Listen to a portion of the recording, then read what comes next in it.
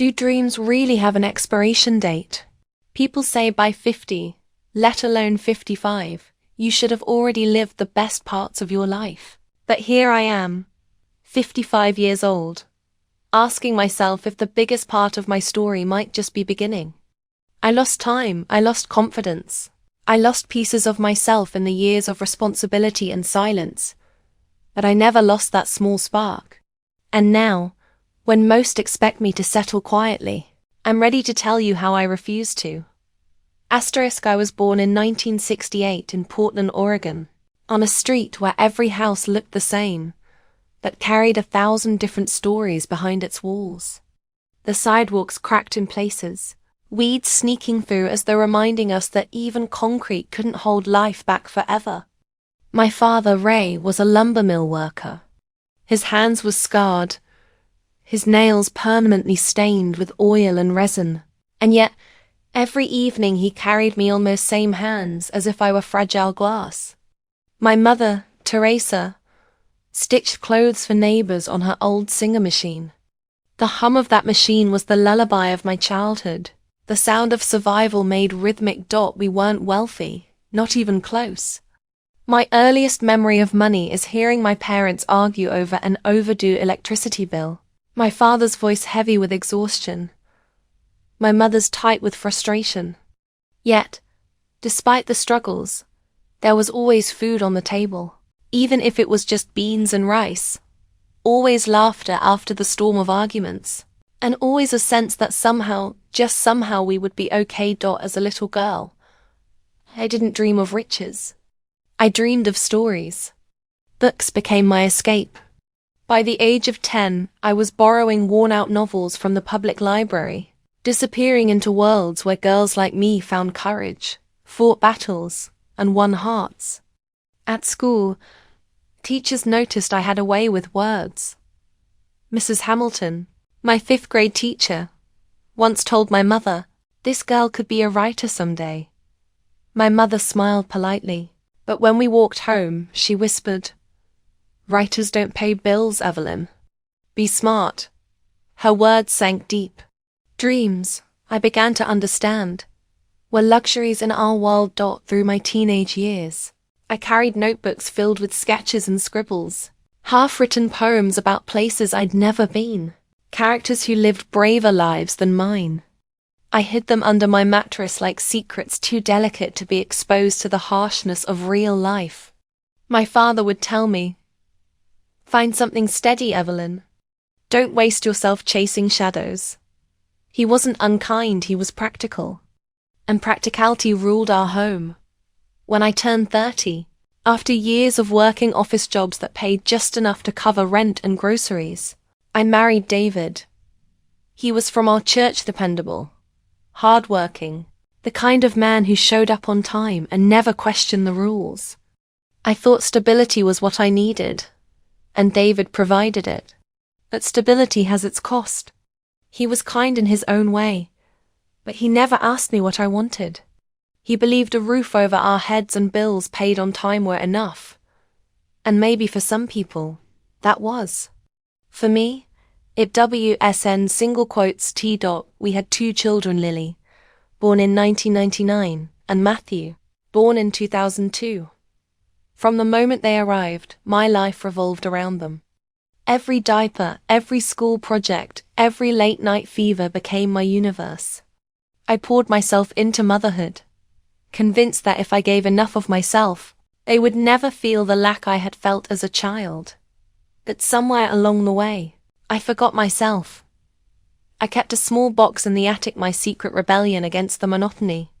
Inside were my old notebooks, drawings, clippings of art I admired, even a travel brochure I'd once picked up for Italy, though I had no money and no passport. That box was a reminder of who I was before life demanded I be someone else. Every so often, when the house was silent, I would sneak upstairs, lift the lid, and breathe in the scent of old paper and dried ink. For a few minutes, I felt alive again. Then I'd close it, return to the kitchen, and lose myself in bills, dishes, and silence. David never discouraged me outright, but he dismissed anything that didn't fit his version of practicality. When I once mentioned wanting to take a writing class, he said, "At your age, why waste money on that?" His tone wasn't cruel, it was final. So I nodded, as I always did, and tucked my desire deeper into the shadows. The years moved quickly. School runs, groceries, endless laundry cycles, they blurred together until I wasn't sure where one day ended and another began. Lily grew into a bright, determined young woman. Matthew into a thoughtful, curious boy. They became my joy, but they also became the reason I stayed invisible. Not now, I told myself whenever I thought of my dreams. Maybe later, but later kept slipping further away. Then came my 55th birthday. Lily baked me a cake herself, chocolate, with uneven frosting and too many sprinkles. Matthew lit the candles, their faces glowing in the dim kitchen light. "Make a wish, Mom," Lily urged, her eyes shining with love. I stared at the candles, but no wish came. Not one. My mind went blank, an emptiness that scared me more than any wrinkle, more than any grey hair. What did it mean that I couldn't even imagine something to want? That night, long after the children went to bed, I climbed into the attic and opened my box. This time I didn't close it. I carried it downstairs and placed it on the kitchen table. For the first time in decades, I whispered to myself, maybe it isn't too late. It's strange how silence can feel heavier than noise. After my 55th birthday, I found myself sitting at the kitchen table every night, staring at that old box of mine. For years, it had been nothing more than dust and paper. Now it felt like it was breathing again, calling me to open it. But each time I lifted the lid, I heard David's voice in my head, steady, practical, dismissive. "At your age, why waste money on that?" The words were years old, but they lived inside me like they'd been carved there. One evening, after the kids had gone to bed, I spread the contents of the box across the table. Notebooks, sketches, magazine cutouts, scraps of poems. It looked like a mess, but to me it felt like a map. My heart beat faster just looking at it, like I was opening a door I wasn't supposed to touch. Lily found me there the next morning, still in my robe, staring at my own handwriting from 25 years ago. She tilted her head and smiled gently. "Is this yours, Mom?" she asked, touching one of the sketches. I hesitated. "It's just old stuff. Nothing important." But she shook her head. "It looks important to you." Her words sank into me deeper than I let her see. For the first time, I didn't hide the papers. I let her flip through the notebooks, let her see pieces of me that even David had never really known. She read a line aloud from a poem I'd written when I was 20, even a cracked windowlets in the sun. She looked at me like she was seeing me for the first time. That night, she whispered to her brother, and soon Matthew was sitting beside me too, reading aloud from another notebook. "Mum, this is really good," he said, eyes wide. "Why didn't you ever do anything with it?" I didn't know how to answer. "Life happened," I finally said, my voice breaking. But instead of letting it go, they leaned in closer. "Maybe it's time, Mum," Lily said. "Maybe later is now." The words lit something in me I had long thought was dead. For the first time in decades, I thought, what if? David noticed the papers on the table a few days later. He frowned, barely glancing at them. "You're not getting distracted with this stuff, are you?" "It's just old writing," I muttered, tucking a sketch back into the box. He shrugged, already moving on. "As long as it doesn't interfere with what matters." What matters? By that he meant bills, routines, stability.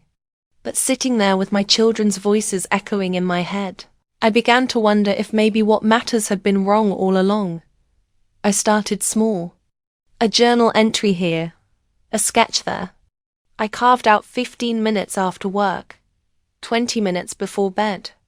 At first it felt indulgent, almost selfish. But slowly, it became air. I couldn't breathe without it. The turning point came one rainy Saturday afternoon. Lily came into the kitchen holding her laptop. "Mum," she said, "there are local writing workshops. They're not expensive. We could sign you up." I laughed nervously. At my age? I'd be the oldest one there. "So what?"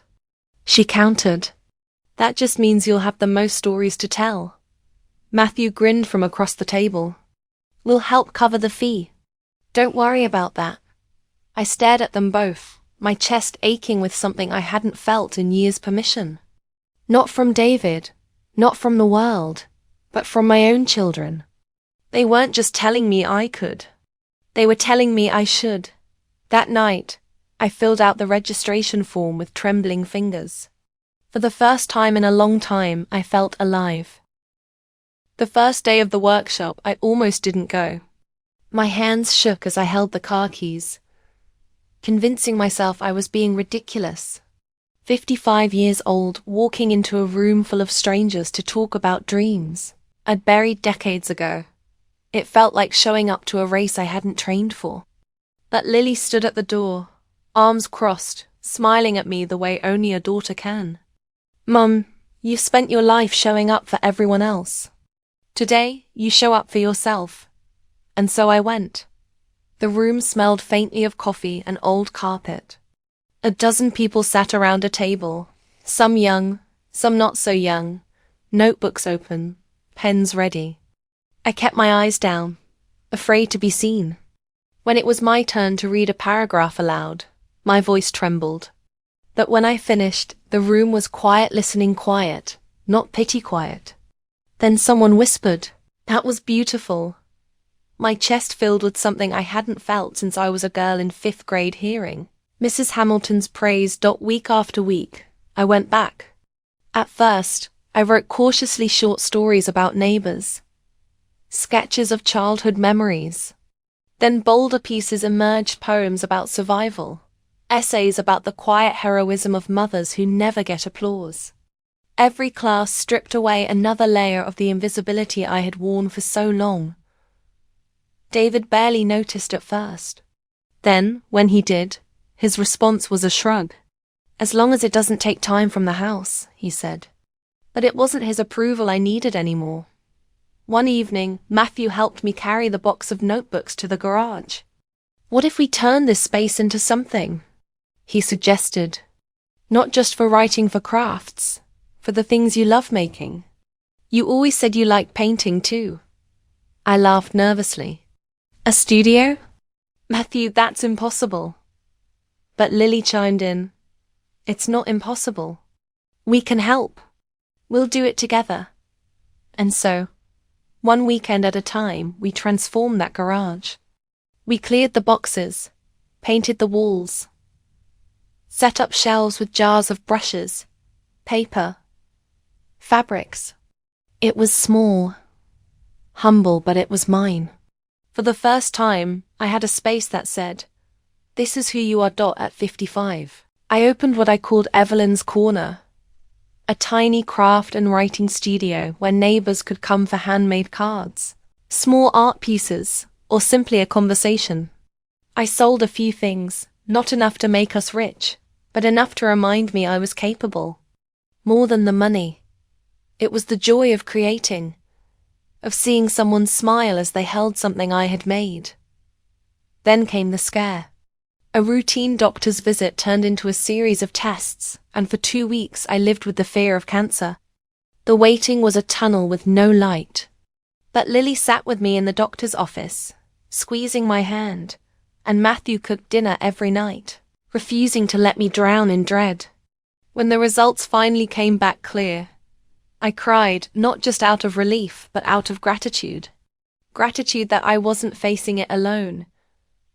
Gratitude that my children had become my pillars. That scare changed something in me.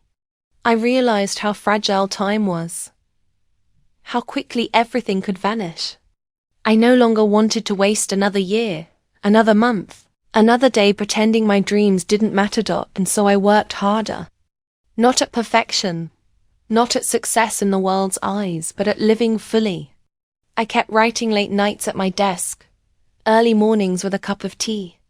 I filled pages with stories of women who survived, who built lives out of broken pieces, who dared to keep dreaming at 50, 60, 70. Now, at 55, I sit in my little studio, sunlight spilling across the desk, brushes and notebooks scattered like old friends. My children laugh in the kitchen. Their voices a reminder that love can be louder than loss. David still lives in the house, distant but polite, our relationship more like two people sharing walls than dreams. And that's okay, because I no longer measure my worth by who notices me. If you ask me now what my greatest achievement is, it's not money or recognition. It's that I refuse to disappear. That even when life told me it was too late, I whispered back, "No, I'm still here. I'm still dreaming, Dot. This is the story I carry into every day, the story of a woman who thought she had lost everything but found the most important thing of all, herself."